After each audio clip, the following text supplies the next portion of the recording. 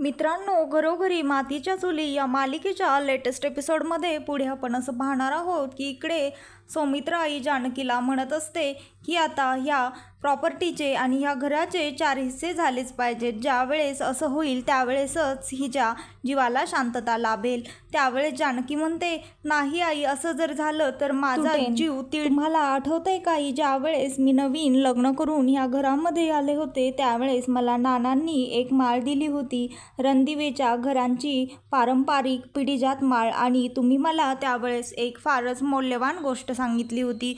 तुम्ही मला म्हणाला होता ताई की ही माळ आपल्या घर आहे आणि ह्या माळीमधले मणी हे आपल्या घरातील माणसे आहेत आणि ह्याला जोडून ठेवणं हे तुझं काम आहे आणि तू ह्या माळीतला धागा आहेस. आणि तुम्ही म्हणाला होता की जानकी, ही माळ अशीच जपून ठेव, याला कुठेही गाठ पडू देऊ नकोस, यातले मणी विखरू देऊ नकोस. आणि आई, मी तेच करत आहे. मी ती माळ तशीच जपून ठेवली आहे.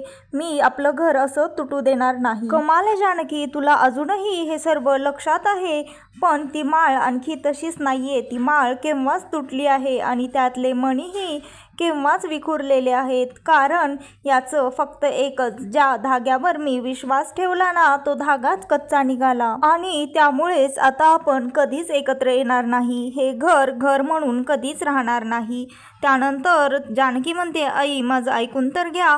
त्यावर मग सौमित्रा लगेचच तिथनं निघून जाते आणि त्यानंतर ऋषिकेशही तिथनं निघून जातो. आणि ऐश्वर्या स्वतःच्या मनाशीच म्हणते, जानकी, जर तू ती माळ ओवणारा धागा असशील तर ती मी माळ तोडणारी सुई आहे आणि मी हे घर कधीच एकत्र राहू देणार नाही. त्यानंतर सर्व गेलेले पाहून ऐश्वर्या पार्वती आईच्या रूममध्ये येते आणि दार लावते. आणि ऐश्वर्या पार्वती आईला म्हणते, सुपर्ब ॲक्टिंग, काय ॲक्टिंग केलीस तू. खरंच तुझ्या ॲक्टिंगची दाद दिली पाहिजे. पण तुझ्या ॲक्टिंगचं कोणी कौतुक केलं नसेल. तू खूप चांगली ॲक्टर आहेस, तुला मानलं पाहिजे. काय चक्कर येण्याचं भारी नाटक केलंस तू. त्यावर पार्वती आई म्हणते, तुला वाटतंय का की हे मी सर्व तुझ्यासाठी करत आहे. हे मी सर्व माझ्या मुलीसाठी करत आहे. मला सांग की माझी मुलगी कुठे आहे.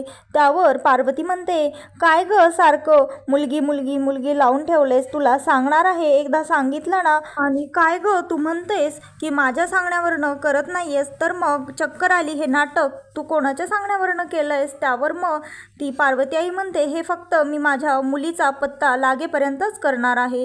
त्यावर ऐश्वर्या म्हणते, ठीक आहे, पण तू तोपर्यंत मी सांगेन त्यावेळेस कर म्हणलं की लगेच चक्कर आल्याचं नाटक करायचं. त्यावर पार्वती आई म्हणते, यानं काय होणार आहे.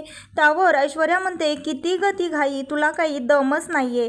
ते मी वेळ आल्यासच सांगेन. आणि इकडे ती जानकी ऋषिकेशसाठी चहा घेऊन येते आणि ऋषिकेशला म्हणते, मला तुम्हाला थोडं बोलायचं आहे. त्यावर ऋषिकेश म्हणतो, मला माहीत आहे जानकी, तुला कोणत्या विषयावर बोलायचं आहे. तुला हेच बोलायचं आहे ना की प्रॉपर्टीचे हिस्से करू नका.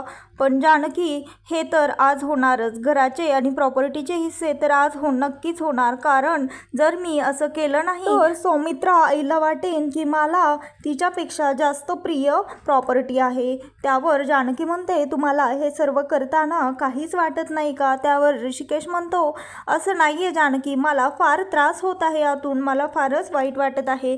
पण आता हे केल्याशिवाय मला पर्याय नाही. कारण हे जर केलं तरच ह्या घरातली माणसे सुखी राहतील ना. काल ती कशी बोलत होती. त्यावर जानकी म्हणते, तुम्हाला माहीत आहे ना, हे सर्व ऐश्वर्या त्यांच्या डोक्यामध्ये घुसवत आहे. मला तुम्ही थोडा वेळ द्या आणि माझी मदत करा, मी हे प्रॉब्लेम सॉल्व्ह करेन. त्यावर ऋषिकेश म्हणतो, नाही जानकी, तेवढा वेळ नाहीये, मी आजच सर्वांना बोलवलं आहे. आणि इकडे शरू आणि सौमित्र, अवंतिका हे सर्व आलेले असतात. त्यावर शरू सौमित्राला विचारते, तुला माहीत आहे का दादानी का बोलवलं आहे. त्यावर तो म्हणतो, नाही, आम्हालाही काहीच माहीत नाही. ती म्हणते, तुम्हाला पार्वती आई बद्दल माहीत आहे का. तो म्हणतो, हो, त्याच्याबद्दल मला दादाने सांगितलं आहे, त्याने मध्ये मला कॉल केला होता.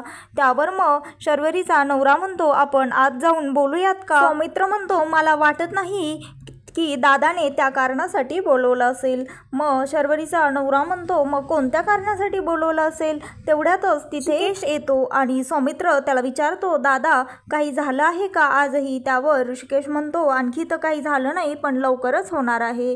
तुम्ही आत या, आपण आत बोलूया. आणि इकडे अवंतिका किचनमध्ये जाते तर तिथे जानकी असते. जानकीला ती म्हणते, अहो वहिनी, दूध उतू जात आहे, तुमचं लक्ष कुठं आहे? अवंतिका तिला विचारते, वहिनी हे सर्व काय चाललं आहे? त्यावर ती म्हणते, काही नाही, मी चहा टाकत आहे. तर अवंतिका म्हणते, वहिनी तुला चांगलंच माहीत आहे मी चहाबद्दल नाही बोलत आहे, तुला हे सर्व पटतंय का? त्यावर ती म्हणते, कसं पटेन सांग ना, तूच सांग, तुला तरी पटतंय का हे सर्व? पण मी सध्या तरी फक्त चहाबद्दलच बोलू शकते, कारण बाकी काही बोलण्यासारखं उरलं नाही. ऋषिकेश सौमित्राला सांगत असतो, प्रॉपर्टीचे 4 हिस्से करायचे आहेत. त्यावर सौमित्र म्हणतो, तू जर का मला हे आधीच सांगितलं असतं ना दादा, तर मी इकडे आलोच नसतो. त्यावर ऋषिकेश म्हणतो, अरे एवढं काही नाही, पुढे जाऊन कधी ना कधी तर हे होणारच आहे, त्यापेक्षा हे आत्ताच केलेलं बरं. त्यावर सौमित्र म्हणतो, अरे दादा, माझं तिकडे मुंबईला चांगलं चाललं आहे आणि शर्वरीलाही आत्ताच हिस्स्याची गरज नाहीये आणि तू इथे हे सर्व सांभाळतोयस, मग यामध्ये काय गरज आहे? ऋषिकेश म्हणतो आणखी. त्यावर मग सौमित्र म्हणतो, अच्छा, तर ती ऐश्वर्या आणि तिच्या पदरामागे लपणारा सारंग, तू हे सर्व त्याच्यासाठी करत आहेस का? त्यावर ऋषिकेश म्हणतो, तो चुकत जरी असला तरी तो आपला भाऊ आहे. त्यावर सौमित्र म्हणतो, कसला भाऊ? तो आपला भाऊ उरलाच नाहीये, तो तर त्या ऐश्वर्याच्या हातातलं खेळणं बनला आहे. इकडे शर्वरी म्हणत असते की मला हिस्सा हवा आहे, पण अशा पद्धतीने नकोय. त्यावर तिची आजी म्हणते, मग कशा पद्धतीने हवा आहे? एक काम करते, तुला पाटावर बसवते, तुझी ओटी भरते आणि तुझ्या ओटीमध्ये मग तुझा हिस्सा टाकते. आणि आजी म्हणते, तू अशी बघतीस काय मारक्या मांजरीसारखी? आत्ताच ही वेळ आहे हिस्सा घेण्याची आणि आत्ता जर तू हा हिस्सा घेतला नाहीस तर मग पुढे कधी मिळेल तुझी, तुला तरी माहीत आहे का? त्यावर मग ती शर्वरी म्हणते, का नाही मिळणार पुढे? माझ्या दादांचा माझ्यावर फार जीव आहे, आम्ही एकमेकांना खूप मदत करतो, आमच्यामध्ये नाहीये हा इनसिक्युरिटी. त्यावर मग काय प्रॉब्लेम आहे तुम्हाला? आणि इकडे सगळं ऋषिकेश दादा व्यवस्थित बघत आहे ना? त्यावर आजी म्हणते, हाच तर प्रॉब्लेम आहे, सगळं ऋषिकेश बघतोय आणि सर्व प्रॉपर्टी ही त्याच्याच नावावर आहे. आणि ती दुसरी आली आहे ना पार्वती, तिनेच ह्याला परवानगी दिली आहे. त्यावर ती म्हणते, आजी तू थांब ग, आई तू बोल, हे सर्व कशासाठी? त्यावर सौमित्रा म्हणते, हे सर्व तुमच्यासाठीच आहे, माझ्या लेकरांसाठीच हे सर्व चालू आहे आणि तू तर माझी मुलगी आहेस, उद्या तुझ्या वहिन्यांनी तुला काहीच नाही दिलं तर मग? आणि त्या पार्वतीने माझ्या डोळ्यादेखत माझे सर्व हक्क हिरावून घेतले, डोळ्यादेखत माझ्या मुलीला सर्व मिळायला नको का? उद्या माझ्यानंतर तुला काहीच दिलं नाही तर मग? असं म्हणून सौमित्रा रडायला लागते. त्यावर मग शर्वरी म्हणते, आई तू एवढी इमोशनल का होत आहेस? त्यावर सौमित्रा म्हणते, का नको हो, तू सांग ना, आता ह्या वयामध्ये माझी सवत आली आहे, इथे हक्क गाजवत आहे आणि नाना माझ्या नजरेला नजर मिळवत नाहीयेत आणि ऋषिकेश माझं काहीच ऐकत नाहीये, मग अशा परिस्थितीमध्ये मी काय करायला हवं? तू सांग ना, जर तुझ्यावर अशी वेळ आली तर मग तू काय करशील? त्यावर शर्वरी म्हणते, नानांचं खरंच जरा चुकलंच आहे, त्यांनी ना तिला घरामध्येच घ्यायला नको होतं. त्यावर आजी म्हणते, बरोबर बोललीस आता, पण ती जानकी आहे ना, तिच्यामुळेच ही बाई या घरामध्ये आली आहे, तिची ती सवय आहे ना सतत पुढं पुढं करायची, त्यामुळेच ती या घरामध्ये थान मांडून बसलेली आहे. इकडे ऐश्वर्या पार्वती आईला कॉल करते आणि म्हणते, काय लताबाई, कसं काय, सगळं ठीक चाललं आहे ना? त्यावर ती म्हणते, तुझं काय काम आहे, पटकन बोल आणि मला आई म्हणत जाऊ नकोस, तुला किती वेळा सांगितलं? त्यावर ती म्हणते, काय मग अँग्री लताबाई, तू बिनधास्त माझ्यावर चिड, पण मला काहीच फरक पडत नाही. त्यावर ती म्हणते, चिडण्याआधी एक गोष्ट मात्र लक्षात ठेव, तुझ्या मुलीचा पत्ता आणि ती कोण आहे, कुठे आहे, हे सर्व फक्त मलाच माहीत आहे. त्यावर त्या पार्वती आई म्हणतात, बोल, तुझं काय काम आहे, काय नाटक करायचं आहे आता नवीन? त्यावर ऐश्वर्या म्हणते, खरंच आता कसं मुद्द्यावर आलीस, हे आवडलं हा मला, वेगळं नाही, ते जुनं नाटक करायचं आहे, चक्कर येऊन पडण्याचं. मी तुला सांगितलं होतं ना, मी चक्कर म्हटलं की लगेचच चक्कर येऊन पडायचं. त्यावर ती म्हणते, हे का करायचं आहे सारखं चक्कर येण्याचं नाटक? ती म्हणते, त्याच्याशी तुला काही घेणं देणं नाही. ती म्हणते, पण कधी करायचं आहे ते तरी सांगशील? त्यावर ती म्हणते, ज्या वेळेस आता ऋषिकेश प्रॉपर्टीचे पेपर्स घेऊन येईल त्यावेळेस तू त्याला म्हणायचं की हे पेपर्स साईन करण्याआधी देवाजवळ ठेव आणि मग लगेचच तू पार्वतीला घेऊन ते पेपर देवाजवळ ठेवायला जायचं आणि तिथे चक्कर आल्याचं नाटक करायचं. हे सर्व ऐश्वर्या ज्या वेळेस तिला बोलत असते त्यावेळेस तिथे अवंतिका येते. मग ऐश्वर्या फारच घाबरते, तिला वाटतं हे माझं सर्व बोलणं अवंतिकाने ऐकलं की काय, आणि अवंतिका तिला म्हणते, काय मग मॅडम, आता कसला प्लॅन शिजत आहे? त्यावर ऐश्वर्या म्हणते, कस काय तू असं बोलत आहेस?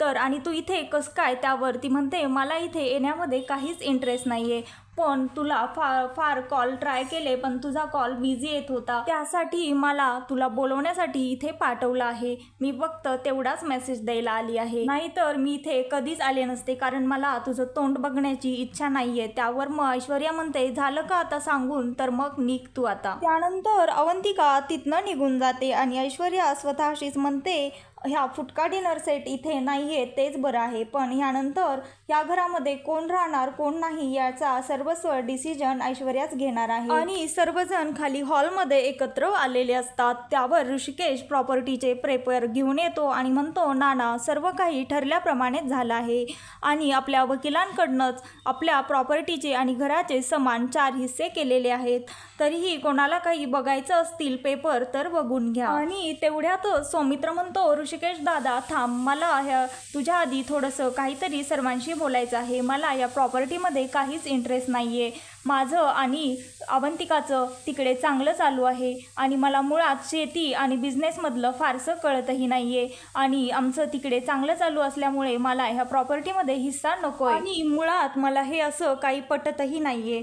त्यावर जानकी म्हणते बरोबर आहे दादा, मलाही हे असं काहीच पटत नाही आहे, पण प्लीज तुम्ही सर्वांना समजवा ना. त्यावर सौमित्राई म्हणते तुला पटत असो वा नसो पण हे होणारच.